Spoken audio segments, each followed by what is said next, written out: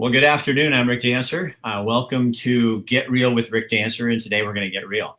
I was listening to KPNW and Bill London the other day, and heard these two gentlemen talking, and I was like, "Wow, this is oh my God! I can't believe we're having this conversation." And one of them was Jerry Rust, a former Lane County Commissioner, and Jerry joins us by phone because he lives out in the hinterland, and we just had to go with the phone instead of video. So, Jerry, go ahead and say hi. Hi, I'm out here on the site. High slack tide. Well, there you go. And our other guest is Scott Bartlett. Scott Bartlett. And Scott, tell him kind of what your history is.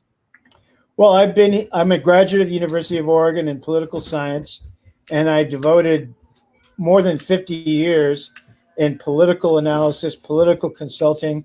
I have been a member of the Oregon Historical Society. I've done a great deal of speech writing, and I worked for Wayne Morse. I worked for, innumerable candidates from all levels down to city council, particularly county commissioner.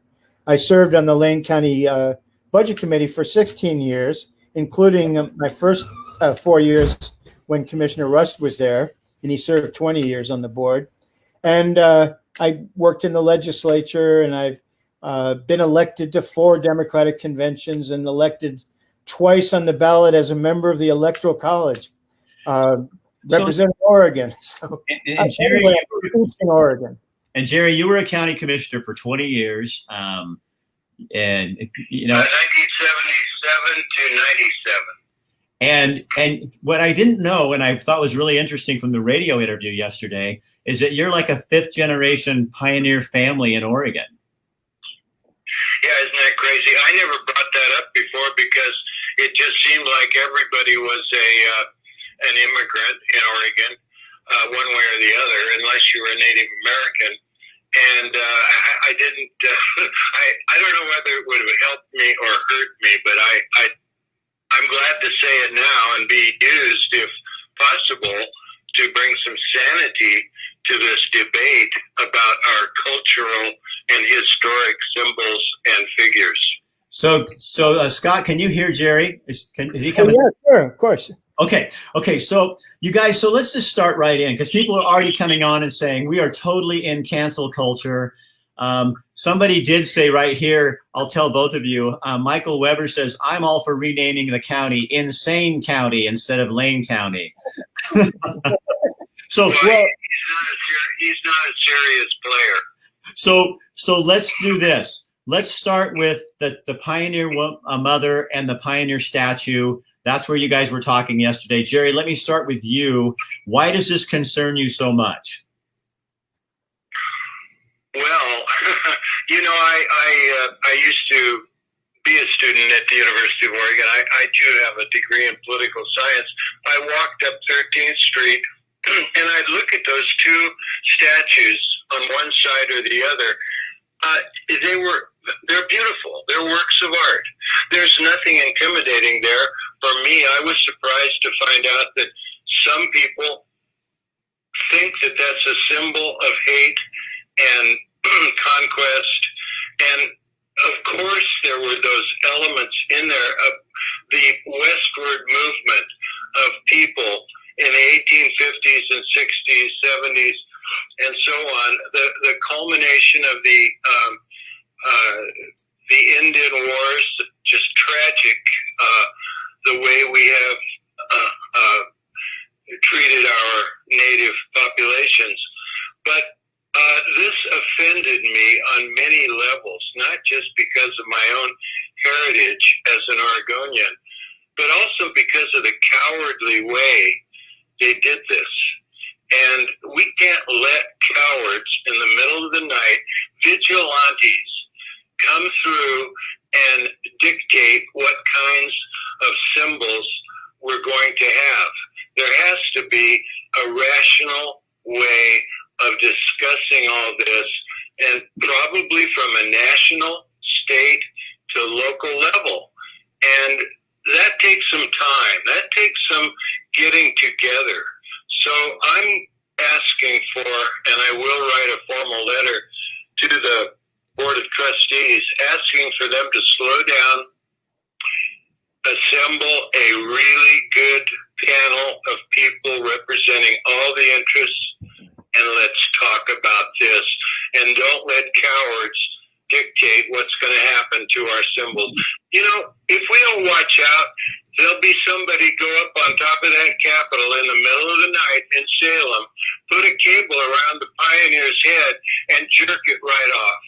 Believe me, that'll happen if we don't get a hold of it. So, okay, so hold on, Jerry. So, Scott, talk to me. I don't even have to ask you a question. I know. About the whole about the Pioneer. Yeah, about the Pioneer.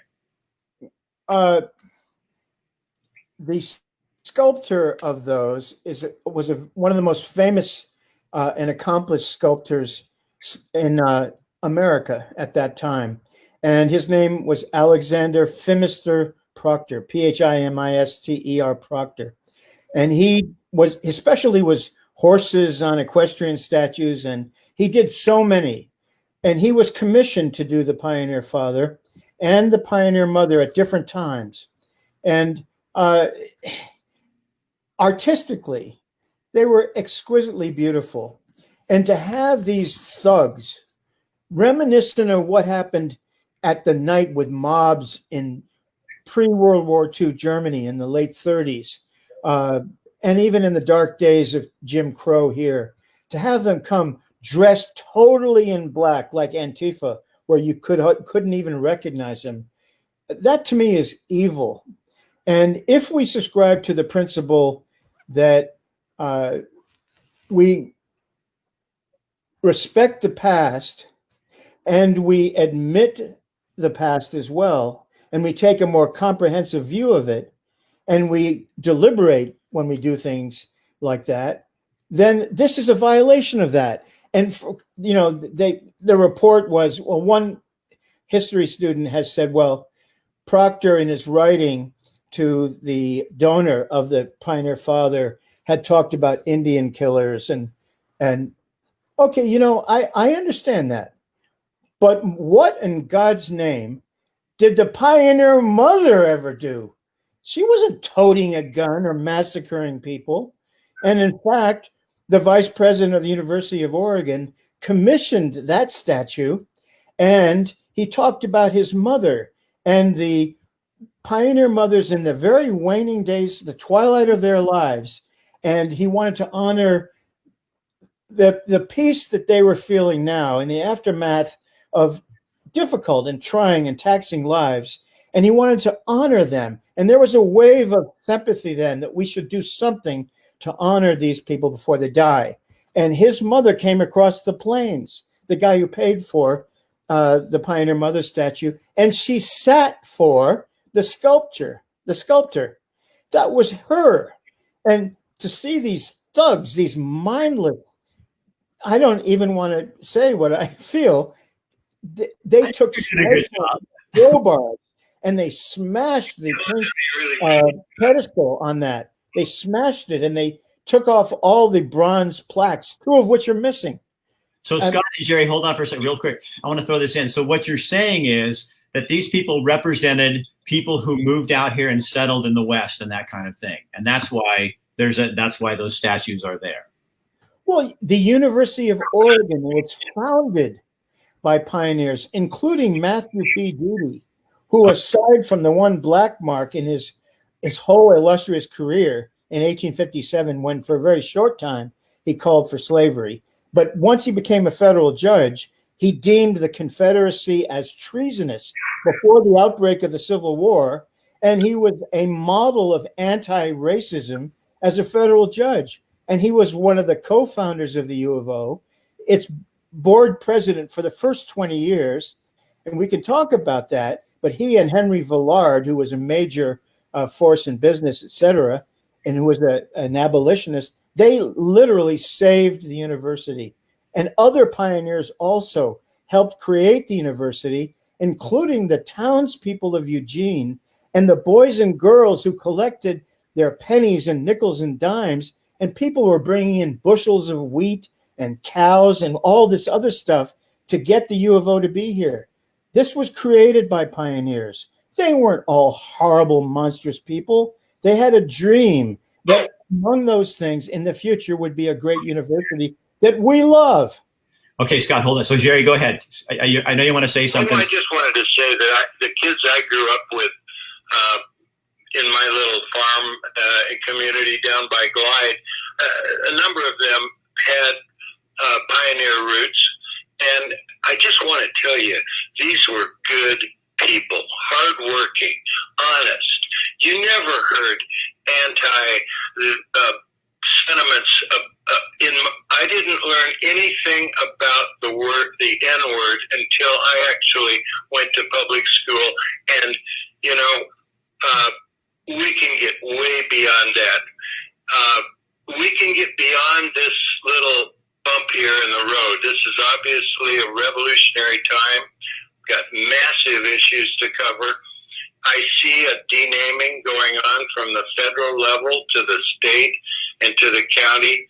Why don't we get involved and do this thoughtfully as a nation, as a state, as a county? Maybe we'll change the name of Lane. Maybe we won't. Let's set up the criteria and have the prerequisite discussion before we do the rash things that we witnessed last Friday night. Because here's the thing too, Scott, also you and I were talking a little bit, is about Deady Hall. So this has been a controversy for a long time. And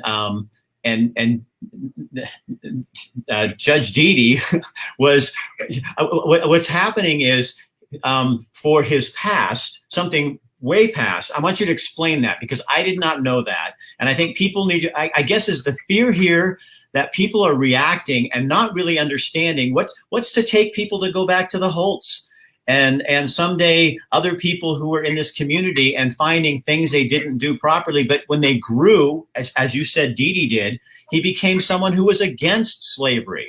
And so isn't that what we look at people in their lives, that they're growing from things? So explain as briefly as you can, what happened with Deady. We need to remember that in 1854, Abraham Lincoln and Stephen A. Douglas had this debate. And at that debate, Lincoln, I believe I just read, said that he was not for intermarriage between races. He wasn't for the black people to be able to vote, et cetera, et cetera. Well, we know how he changed in the course of how many, 14 years or whatever, the Emancipation Proclamation, a perfect example of how people change and how they evolve and how the circumstances of history shape their evolution.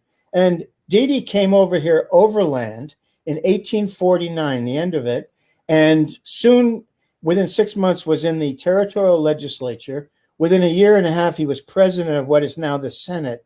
And he also wrote Oregon's first entire civil and criminal procedures.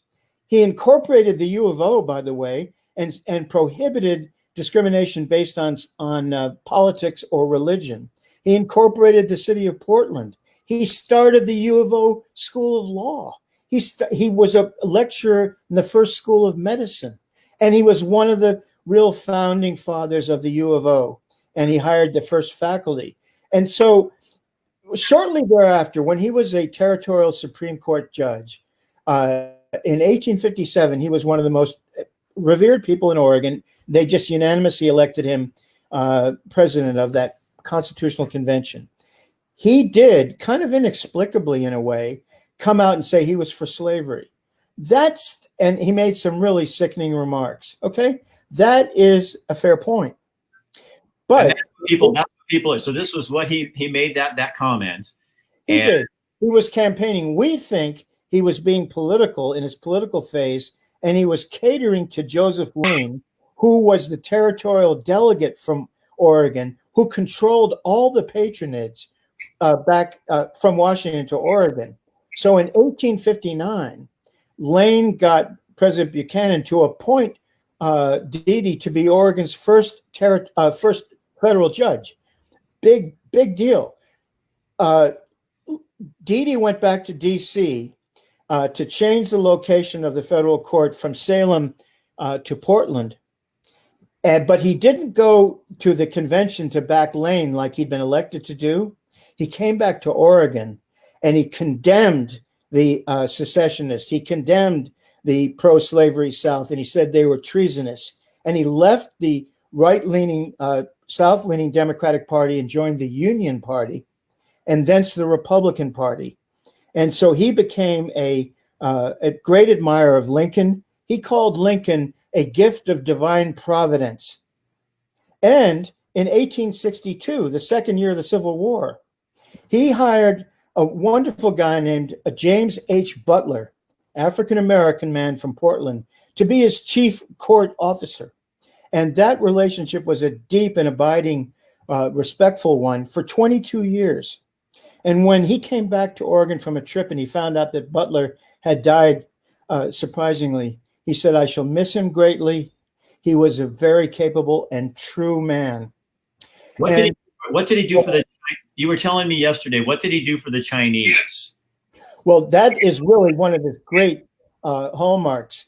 As a federal judge, he was fighting at every turn discrimination against Chinese. Chinese were being massacred, and they were being massacred in Olympia, in Wyoming, and there was a tremendous amount of bigotry towards Chinese. Well, there was a lot of consternation by what was then framed as KKK in the 1880s about Chinese possibly working in the Oregon City woolen mills. And there was a mass demonstration right about to happen in Portland from people coming from Oregon City against Chinese in Chinatown.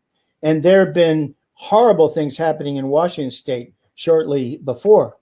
He said this was profoundly evil. He weighed in and got injunctions, and he stopped it cold. And according to James Mooney, retired law professor, Deady at every turn would go to all these cities in Oregon and counties who would construct these phony little laws about you can't operate a laundry after whatever, you can't do this or that. Deady struck them all down and said that Chinese had every right by treaty to be here. And the odd and the sad thing is, several years later in Wallowa County, Chinese miners were along the Snake River panning for gold. And all of them were murdered brutally, the gold stolen, and none of those people who were known were ever brought to justice. And there's a great book called Massacred for Gold by Gregory Oakes, and it talks all about it. Okay, Scott, hold on. Okay, Jerry, go ahead. I know you want to say something. Go for it. Oh, just briefly, I agree with Scott on that, that he really stood up for the Chinese people. He was also a contributor and friend of Abigail Scott Duniway, the great women's rights advocate. And then Chief Joseph was his personal friend, and he had his portrait on his on his wall in his office. Now, my only point here is this hardly sounds like the portrait of a racist.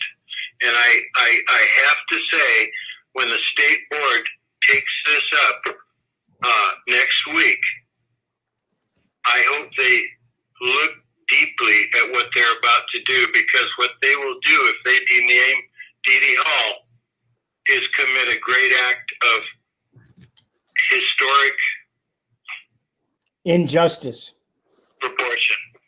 So you take a man who's this is what troubles me, I guess, is from after talking with you guys. I didn't know this. You guys you guys understand the history. We are taking things out of context, and we're taking this man who did some great things for Oregon and changed in the end and was sticking up for groups of people, and we're slapping him and really destroying his reputation, and he's not here to do anything about it. And we're doing it because we don't understand the context of what was happening, and we don't really understand the history. We're jumping to conclusions, and that's not fair to people. Anyway, I'll get off my book. You know, he changed early on.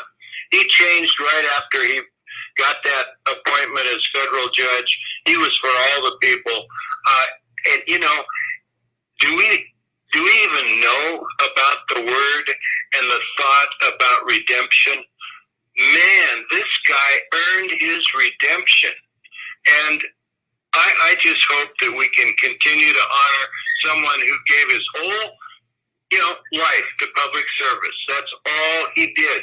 And he walked all the way from Missouri to get here through a trail of cholera. There was a cholera outbreak all through the plains the year he walked, and he walked all the way to Oregon. And, like Scott said, he wrote our laws, Constitution, and treated people well. As he was a famous federal judge. He was the epitome of fairness. And let me say one other thing. Finally, he's our first multicultural hero. Chinese, Indians, settlers. He covered the waterfront in those early years, 150 years ago. Now, I want to explain because people are having some questions on here. So we're talking about basically three different things, everybody, because we have a comment up here now talking about changing the county name. We're going to get to that. So the first topic was the Pioneer Mother and the Pioneer statue being torn down, what they represented. Now we're talking about Deady Hall and Judge Deady. And also what Scott told me yesterday was that his he had a portrait at Pioneer Square because the Pioneer Square is kind of dedicated to him in some fashion. And that's been removed and hidden somewhere. It was removed from the Hatfield Federal Courthouse, I've since found out. Okay. The original portrait was right in the entrance, prominent in that Hatfield Federal Courthouse, and one of those judges had it taken down. There still is one in the Pioneer. Well, I don't know if it is. It was in the Deady room where the Ninth Circuit Court meets. So the Deady decision is supposed to be next week. I guess the public, if you're hearing this information and this is, you're thinking, wait a minute, how do you do this to someone like that? I would, make noise at the University of Oregon. And they can write the Board of Trustees at uoregon.edu and share their views. And the deadline is 8 a.m. on the 24th. Why the board is going to have this emergency single issue meeting? What's the emergency? To basically reward the character assassination of one of Oregon's greatest historical figures? That makes no sense to me. So let's go to something. Go ahead. On that, Scott, on that point real quickly, we went through this exercise 5 years ago. The University of Oregon commissioned a study by three prominent historians, and they came back and said Deady had underwent a transformation, and it on the balance, he should not be delisted. Now, just this last month at the board meeting,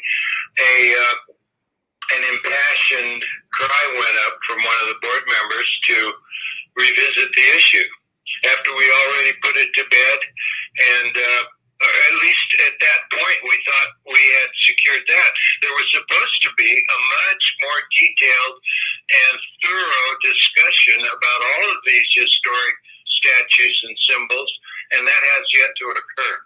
Because that would be a time to sit back and really look at this stuff. Now, I heard on the radio this morning, and both of you guys know this too, that the Lane County Board of Commissioners are looking now at a possible change of Lane County's name because Joseph Lane was, a slave. You guys said, there are some sketchy things going on with him.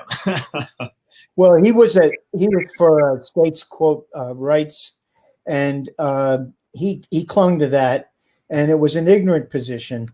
He was very, very popular in Oregon. He'd been a general in the Mexican War. He'd come from Indiana, where he'd been prominent. Abraham Lincoln was offered the first territorial governorship and declined to do it. They then went to Joseph Lane, and he was Oregon's first territorial governor, and immediately upon arriving declared that the laws of the United States were henceforth the laws of Oregon. The verdict is very mixed on him. There's the definitive book that I'm aware of is called Joe Lane of Oregon by James Hendrickson. Is that the one you have, Jerry, that you were telling me about? Yeah.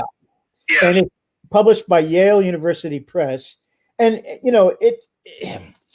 Lane was far more than the narrative about him. But yes, some of his deeds and views were reprobate, and it's fair argument. Do we really change his name? Oregonians did vote in 1857, I believe, in September, to exclude African Americans. Well, were they complicit in this? And if so, why not change the name of the state? I mean, where did Oregon come from? They don't really know. Was it a Spanish, or was it Native American? They don't know. Maybe Oregon's culpable. We ought to cleanse that. This can go on and on. It does have a nice, Calapooya County does have a nice ring to it, but here again, I think we ought to hold off and get all this stuff together, if we start pulling one piece out of it, every time you change a name like that, everybody's address in the whole county and across the world is affected. Let's do it right. Let's take our time. Right. Let's get a commission group together, and that's what I'd be advising the commissioners and the state board. We have streets named after Lincoln, Jefferson, and Washington. You could go into each of their lives and see at a stage in their lives where their views on race were, or the fact they owned slaves. Lincoln didn't, but his earlier remarks. Do we get rid of those, honors? Do we get rid of those names? I mean, where does it end where we, quote, sterilize our history and erase our history to the point where there's no tradition and no culture? What is the University of Oregon if the present is rooted in the past and the future in both? And we need some reference point and some traditions, and we need to know the complexity of right and wrong. But this is way too far. It's mob-like. It's wrong. Scott, one of the outcomes I hope we end up with is, instead of tearing down our old symbols, let's get some new ones that were overlooked. Why don't we have a big statue of Chief Joseph, one of the greatest Oregonians? Well, and why don't we add we should add to our history representation of different ethnicities and religions. Let's do that instead of tearing things down in the middle of the night. Right, because that's what I was thinking when you were talking too, Jerry. I'm thinking, where's the representative of the Chinese that died in Wallowa County? Where's that? Exactly. Why don't we have that instead of tearing down one race? Why don't we add to the culture and say, I want to know more about the Asian culture in my state. I want to know more about what happened to Black Oregonians. So add to the history, make it robust to reflect what really was going on, but to tear down what also is part of that, it just seems like really short-sighted to me. And it's out of context. What bothers me so much about this, I think Lane is up for debate, but we also, like you said, Jerry, you got to look at what this is going to be. But in terms of Deady, I think that's a crime. I don't want to be in the way of something that's deserved, and maybe he doesn't have a good reputation. Right. But what I was saying is, let's line it up. I don't want to change my address one day, and then the next day I'm going to be told that Sayus law is going to be changed, right, and then we're going to do this and that. Come on, let's get it all together. And this is the time, because that's what's happening in the United States right now. Well, Confederate statue. I hope you find a nice soft place to land. let me just say one thing, if I could, about Deady before we wind that up, and I hope let's keep talking here. Before the 1857 Constitutional Convention, there was a famous case in Oregon called Holmes versus Ford. And this man, Robin Holmes, had been a slave owned by this guy named Nathaniel Ford. And Ford told him in Missouri, where he, quote, owned him, if you come to Oregon and you help me set up a farm, I'll free you. They come to Oregon. Of course, slavery was not legal then or ever. And Holmes, the former slave, works for the guy. And after 2 years, he and his wife are freed. And then Holmes says, well, you've got my children. I want them too. And apparently Ford said, oh, no, I own them. So there was this famous case, Holmes versus Ford. And many of the future really great justices on Oregon Supreme Court, et cetera, did pro bono work representing Holmes, who was illiterate. One of those pro bono young lawyers was none other than Matthew P. Deady. And he said that slavery was illegal and those children should be freed right away. And after the aftermath of the Civil War, Oregon first ratified and then de-ratified the 14th Amendment, our legislature. De-ratified it, the amendment that granted full citizenship to African Americans. And Deady said they have every right under the 14th Amendment. And the governor of Oregon, I think his name is Lafayette Grover, opposed the 15th Amendment, which gave blacks the right to vote. And Deady said they have every right to vote. So this is the same man that we're going to strip his name from a building. Yeah. And he was so well respected. He wasn't what they're saying. It's an unfair. It's in unfair. California. In the Oregonian last week, they did a story about Deady, and they only used one term to describe Matthew Deady: a racist judge. Pro-slavery. And he was so well regarded. It makes your blood boil, Jerry? Yeah, that's an unfair. Just to reduce his whole life to that one thing. Such a great man and such a transformation. And he helped so many people. He was so well regarded as a federal judge that when he went to Washington, D.C., the Washington Post said after one of his lectures that he was vastly more erudite and knowledgeable than the local attorneys. And the U.S. Supreme Court would routinely fed him or, entertain him for dinner. And he would go to the president and be introduced to the president. And Leland Stanford Jr., the senator from California, who'd also been their governor, was so impressed by Deady when Deady would go and hold circuit court for 3 months a year in San Francisco that he named Matthew Deady to be on Stanford's first board of regents. Matthew Deady, for 20 years, the president and first president of the University of Oregon's Board of Regents, who, with Henry Villard, saved the U of O from foreclosure. And just casually, just because it's politically convenient and expedient, we just forget all that? I think it's wrong. So, what kind of bothers me about just the whole situation is that what happens when people like you guys that know this stuff are gone, and we're living in a culture that is just reactionary, and whatever sounds good or sounds like it's the right thing, that scares the shit out of me. Yeah. I mean, it scares the shit out of me. Small part of this problem, fake news. Did you ever hear that? Bots.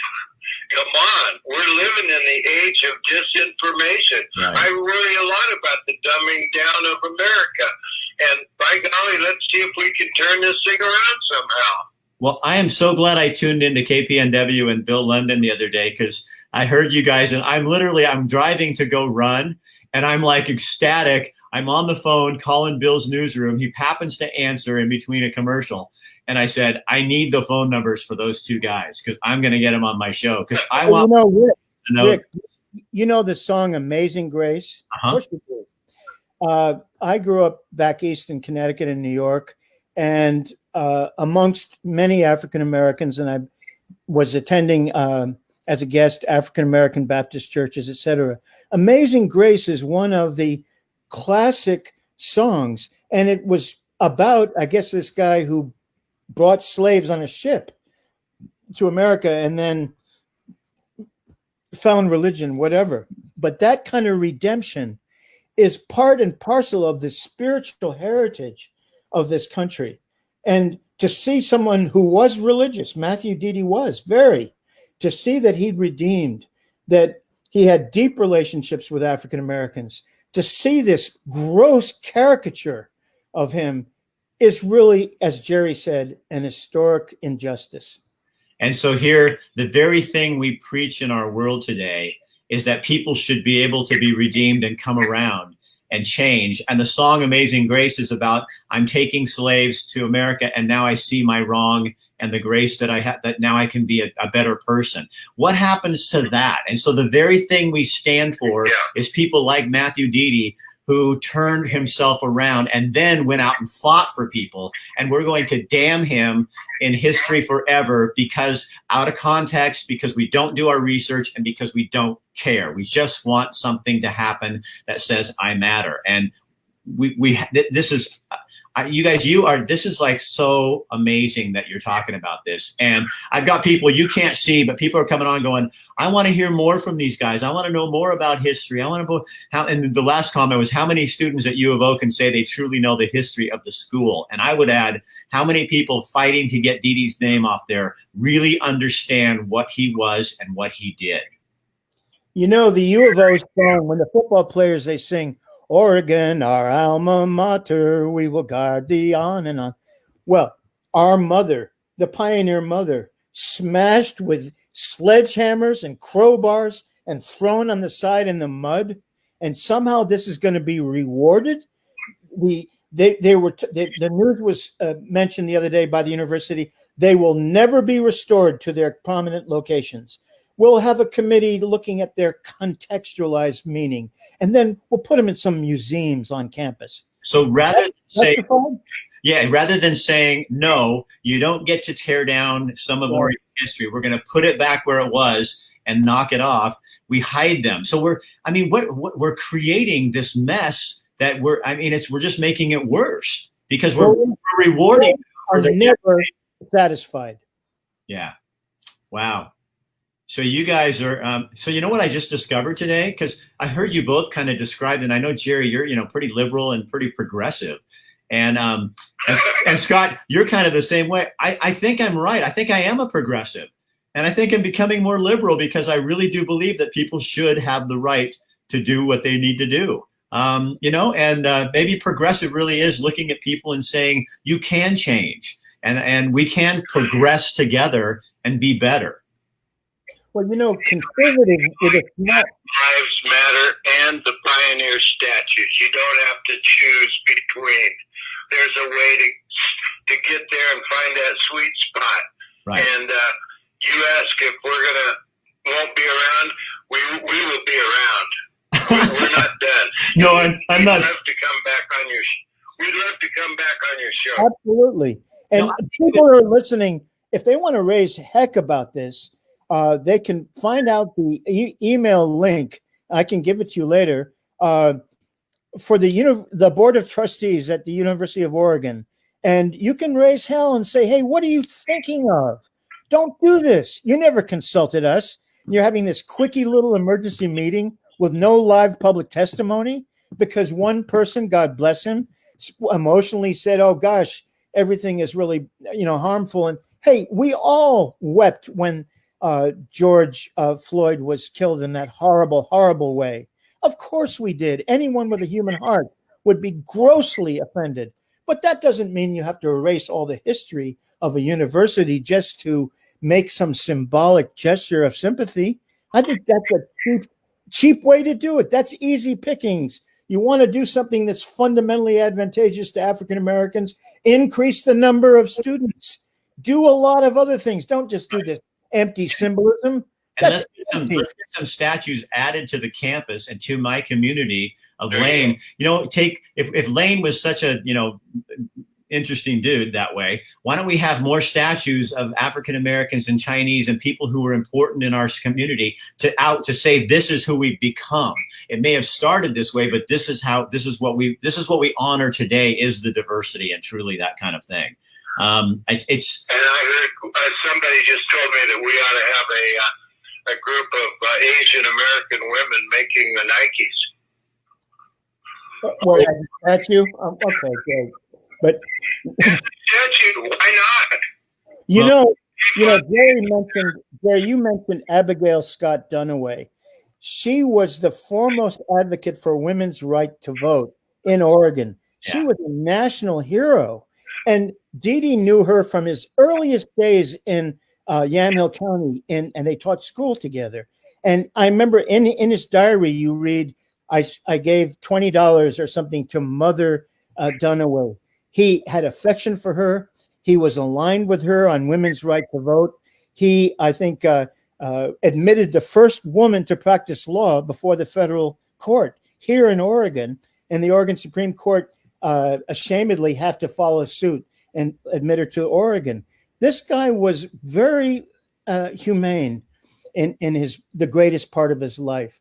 So to somehow shrink it to pro-slavery judge is a lie. And a lie, they say, can travel halfway around the world before the truth puts its boots on.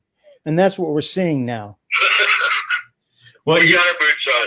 You guys, thank you. So Jerry Russ, former Lane County Commissioner for 20 years, and Scott Bartlett, thank you so much for joining us. And maybe after, I'll keep your numbers, because I think as these things go, I am so much about putting things in context for people, because I think that's part of the world's problem right now is we react and we don't go in and really see what's happening. And you know what? I think some of the folks who are calling for this, maybe if they could hear this, they might go, wow, this is, it is part of it. And why take away? Let's add. Oh my God. And people are coming on here going, yeah, let's see. Hey, thanks for stirring things up, man. And Rick, your show. Thanks.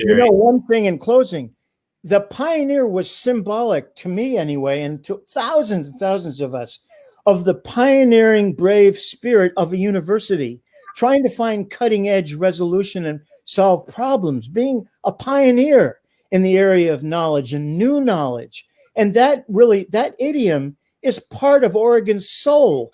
You talk about the state capitol, all of it. You talk about Pioneer Square in Portland and the Pioneer Courthouse. You talk about the Portland Trailblazers, pioneers blazing trails. That's Oregon. And so what they're doing here is an attack, I think, on Oregon's spiritual heritage. Okay, now real quick, because I've got somebody on here, Bill Harris, who's a friend of mine. He's also a black man, used to be a police officer here in Eugene. And his comment is, this is why we are where we are. You would never tolerate what you did to African Americans happening to you or someone you revere. Mistakes were made in the past and you ask us to overlook them, but you can overlook nothing. Well, there's no argument with him. I'll tell you this. My relatives come from New England and Massachusetts. My mother's grandfather, my great-grandfather, was in a regiment, Massachusetts, in the Civil War. My mother's great-grandfather wrote the hymn, one of the famous hymns of the Civil War, called "We Are Coming, Father Abraham, 300,000 more." What I'm saying is there are millions and millions of American families in Oregon whose loving forebears fought and died in the Civil War. And so we really don't need a tremendous lecture about caring about racial justice and issues like that. So, Bill, I'm sorry, Bill. Jerry, do you want to address Bill at all? Or you want to say anything? Well, Bill, I'm just remorseful over the way we've treated Native Americans, African Americans, Asian Americans. I'm really sorry. I happen to be married to a Chinese woman, and I've adopted a Hispanic grandson, and I have noticed the slings and arrows that come the direction of minorities, and that's something we can all improve on. But I'm tuned in with you, brother. Let's make progress together. So, Bill, and just for people's, I already have Bill scheduled. He's coming on the show on Thursday next week. And so, Bill, I would love to talk about this with you, so I better understand what you're talking about, because I am a white guy and I don't understand that. I'm going to give you my point of view on this. Is I agree with you, like with the Lane County thing with Joseph Lane. I think we should look at that, because it sounds like he did have some pretty shitty things that he did involving slavery and black people. And I think that I'm not overly sensitive about changing the name. I think we need to look at it. I do. But someone like Deady, let's do it right. Right. When I see Deady, who made one thing and then changed, and everything from then was fighting for human rights and women's rights and Chinese rights. It bothers me that we can take somebody's name like that when they weren't what we are saying that they were. So we take it as an instant by instant. And as for mine, Bill, just for you, because I love you, in terms of the statues, the pioneer statues, I think these were representative of people who came out here. It doesn't mean it was people who were bringing slaves or killing people. And instead of taking them down or demolishing them in the way that was done, I'd like to see some statues of people who are Black, who are other nationalities, other people who were involved in what that represent what we do here, included in the process, not taking taking it out on somebody that my family came over on a covered wagon. That is personal to me too. They didn't have slaves, and they weren't any more racist, I guess, than they didn't talk about that.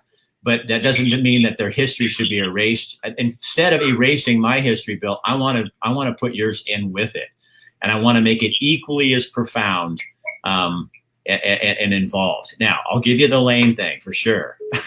If we need to look at that, I think that's great, Bill. But you're one of the greatest people I know, and that's why I want you on the show, because you have the kindest heart, and you fit all these things, and you are brave enough to say that on here. And I'd sure like to meet Bill if I haven't already. But you remember the dear, beautiful, revered Ed Coleman? Do you remember Ed, the professor? He was the most wonderful human being and a good friend, and he was so influential to thousands of U of O students. And he was a leader in the civil rights area and descendant of slaves himself. And there ought to be a building at the U of O, a new good building named after him. There is going to be the most influential African-American professor ever in the U of O's history. There are 800 people at least in his memorial service. And Ed Coleman should be remembered. I could go on, another show, one of the most remarkable people I've ever met, a wonderful man. So there's a building going to be named after him? Well, there should be. No. Let's get a statue. I knew Ed. Yeah. There's somebody who they don't all have to be old people. I mean, he's a relevant person like that. Bill says on here, in case you can't read this, and Jerry's we lost him out in Deadwood somewhere. Some people fought because they thought slavery was wrong, not that Blacks were equal to whites. We ask you only to do what you do. We have asked us to do for centuries, and be patient. Bill, I think that's profound, and we will be patient. And as I said, you guys, Bill will be joining us next week live on the show, just like Scott is right now, to talk about whatever we decide we want to talk about. And I think we should bring all this up. And I don't mind having uncomfortable conversations. And to be really honest with you, this is a hard conversation for me too. I thought twice and over about it. But I think if we don't address these things, brother to brother, sister to sister, that we are never, it's not going to get any better. And I do not want to be part of a problem. I want to be part of a solution. Getting into books, by the way, and maybe Bill has a copy of this, but very wonderful and famous book is called A Peculiar Paradise, A History of Blacks in Oregon, 1788 to 1940, by Elizabeth McClagan, the Oregon Black History Project. This has been around for about 20 or 30 years. It is so fascinating, and it's so informative. If people haven't gotten it, I recommend that you do it, because it goes into discrimination of housing in Portland. It goes into the Klan. It goes into really everything. It's a fantastic book. And maybe that's the way we leave this conversation, is we're not asking and saying that we're 100% right and that we're angry or anything like that. I think what we're saying is we need to be educating ourselves on all aspects of this, from the Black community and also from the white community. And we need to look at people. We can't be tearing people down for the change. That's the thing with Deady that bothers me the most, is just that he did change according to history, and he was fighting for people. And I sure hope that people can overlook the shit that I did when I was a kid, and the change. Every day I learn something new, and every day I find little racist attitudes that change. But I don't want to be remembered for the things that I wasn't. I want to be remembered for the things that I worked at and tried hard to do. And we shouldn't be taking that away from people who tried. And that's what bothers me. So we will, again, Scott, thank you so much. I really appreciate you coming on. Audience, thank you so much for having interesting questions and for not getting mean. Bill, thank you for just being who you are. And we will have Bill again next week on Thursday, right here on Get Real with Rick Dancer at noon. And we'll have an amazing conversation, and I'm going to learn a ton. All right, Scott, now you're going to be a fan. You're going to have to tune in and find out this stuff. Oh, definitely. I'm a believer now. Okay, buddy. I'll talk to you later. Thank you. All right, you guys, thank you. And if you feel so inclined, share this on your Facebook page so other people can hear the conversation. And let the Board of Trustees of the U of O know you don't like what they're about to do. Yeah.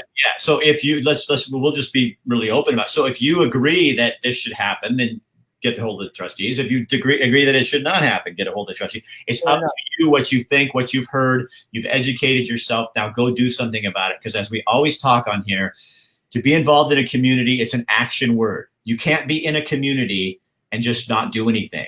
And if you heard what you heard today and you're irritated and you want to do something about it, and you sit down and you go off and do nothing, then you're part of the problem. So you have to be active in order to do this kind of stuff. That's how it works. All right. Scott Bartlett, Rick Dancer, Jerry Rush, thank you out there somewhere in Deadwood. We appreciate you being on here. Have a good day, you guys. And remember, Juneteenth is today. A big moment for our country, and something you'll probably be seeing protests and people around town. And in Eugene, we're protesting very peacefully, and I like that. But let's keep it that way, and make sure we're listening to our brothers and sisters in the Black community. All right, have a good day. Bye, guys.